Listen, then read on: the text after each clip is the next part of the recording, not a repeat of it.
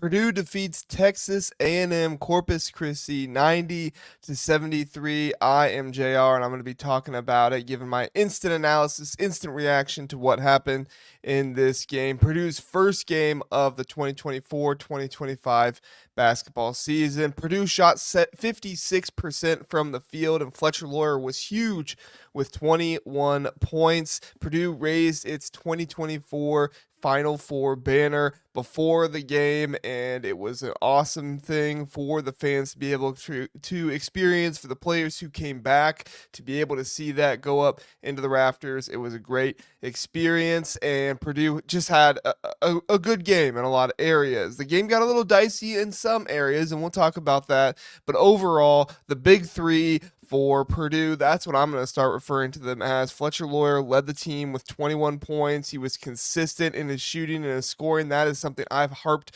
myself on Fletcher Lawyer for, some of the consistency he needs to display. Well, he did it tonight. Fletcher Lawyer goes 6 for 10 from the field, 3 for 5 from three-point range, and 6 for 7 from the free throw range. He did have 2 personal fouls, but he added 1 rebound and 2 assists. Also, 1 turnover, but still, with that kind of shooting, that kind of scoring, it was a good game from Fletcher Lawyer. Kaufman-Renn added 15 points, almost messed around, got a double-double. He had 9 rebounds and was one of the best, if not the best, I would say the best, down-low presence that Purdue had in this game. The other players that were playing down low were Daniel Jacobson. Daniel Jacobson had 13 points, and then Will Berg, who started the previous game, he had 5 points. He was 1 for 6 on free throws, just not going to get it done. Will Berg is not going to be able to start for this team if you do that. Daniel Jacobson went 5 for 7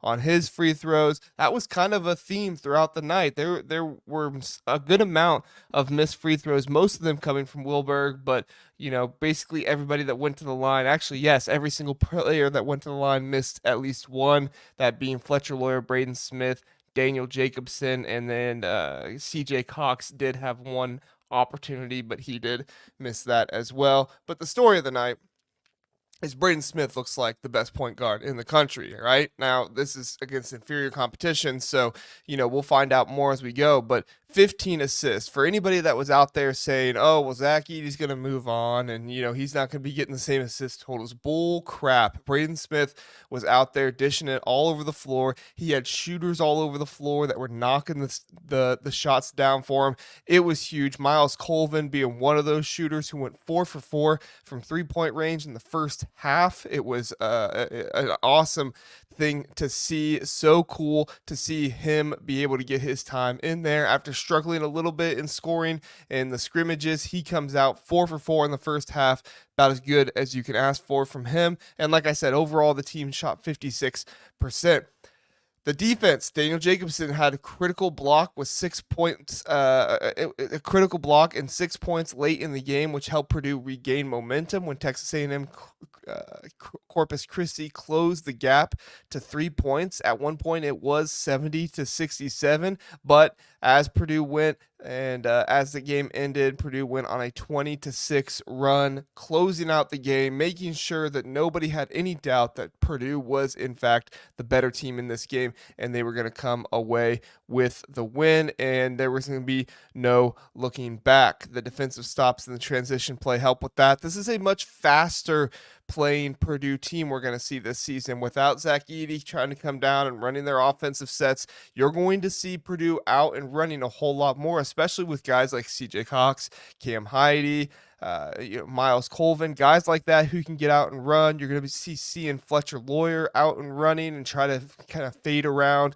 the three-point arc and hit some of those threes in transition. It's going to be a lot faster Purdue team to watch this season. I don't know if that makes them better or not, but I think it's going to be more fun to see them out and running and to see Braden Smith dishing the ball out in transition too. That's just a really cool thing to see. The reliance under pressure when Texas A&M Corpus Christi narrowed the lead to 3 points in the second half. Purdue responded with key plays. Lawyer's alley-oop to Jacobson and solid team defense helped them pull away. A lot of people are going to come out of this game and say, oh, they were within 3 points. And I'm going to come out of this game and say, look, this is a team that had a number of new starters. This is a team that didn't have that doesn't have their two-time player of the year coming back. They had to kind of figure out how they're going to play again. Well, they have the big three, and they had guys step up in this game. And when guys were struggling a little bit more in the second half with their shooting, Braden Smith, kaufman-renn,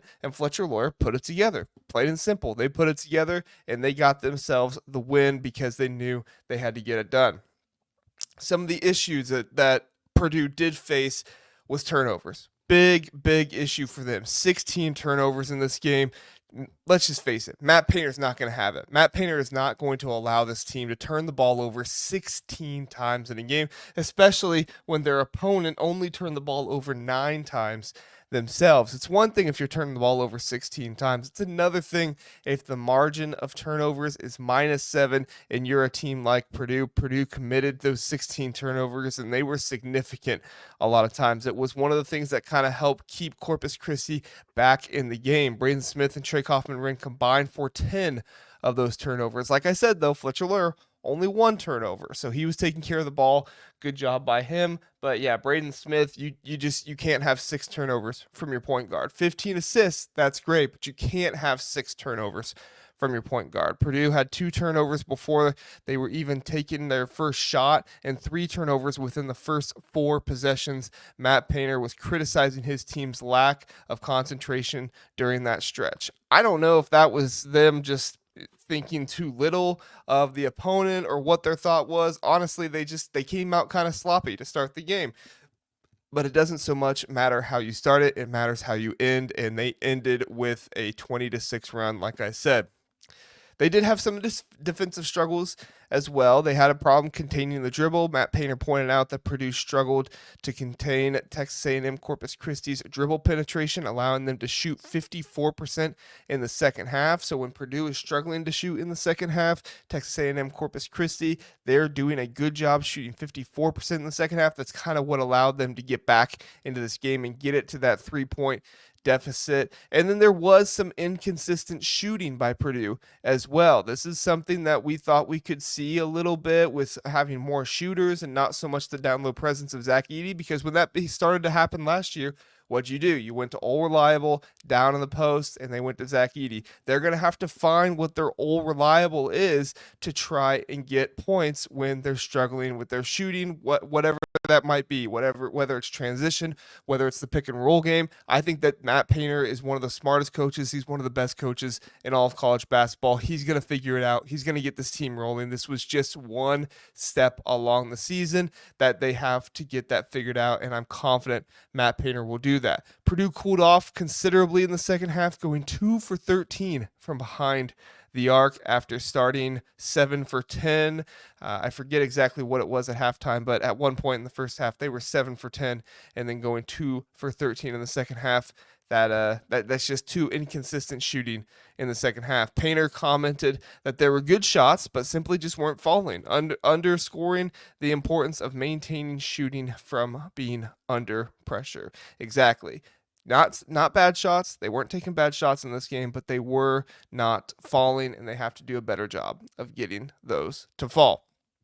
Development of the young players was huge in this one. CJ Cox is a defensive menace in my mind. CJ Cox is doing a great job on defense, and it's awesome to see a young player like him. You wondered what Purdue was going to do, losing a defensive key player in Ethan Morton, having him move on. Mason Gillis moves on. Now, I know CJ Cox isn't guarding like Mason Gillis is, but Mason Gillis moves on.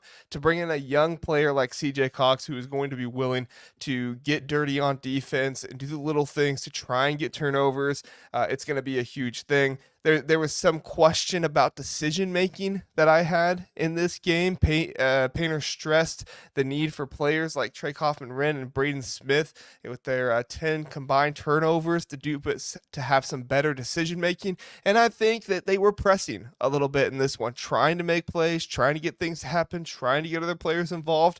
And at the end of the day, if you're trying to get other players involved, That's what you want to see. Just be smart about it, good decision making, and let's be honest, these guys, they're playing a new brand of basketball together without Zach Edey. It's going to take a little bit of time, but they obviously have enough talent. They have the big three. They have guys who are going to do very well together, and it's all about finding this team's identity, finding what this team is good at, finding what this team can rely on. Obviously, they're good at a lot of things. Obviously, they can rely on a lot of things. This team can be a top half of the Big Ten team with no identity that's this season. That's how good they are. But they need to find that identity if they want to win the Big Ten and if they want to come back and get to another Final Four, get to another national championship game. They have the talent to do it. They have the guys, they can do it.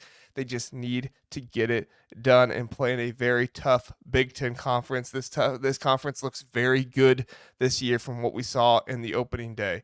Purdue secured a comfortable win. They had solid offensive performance, key defensive stops, some inconsistencies here and there, too many turnovers, those kind of things, but they handled the pressure well and they were able to finish out the game. Painter's Insights provided a clear roadmap for improvement. If you want to, go listen to that press conference. Matt Painter does a great job, took extra time with the media to kind of explain things and take extra questions. He's always good about that. We appreciate that from Matt Painter. Let me know what you thought about the game. Give me your analysis. And did you think Braden Smith was pressing? Did you think Trey Kaufman-Renn had some bad decision making? Did you think, oh no, JR, you're overreacting to this? Let me know. I'd love to know what you all think. And come check us out Thursday night for our live stream podcast. Long form, about an hour long podcast on Thursday nights. We talk everything in the Big Ten, not just one team at a time, but we talk every single Big Ten team. We'll see you there. Thanks for watching.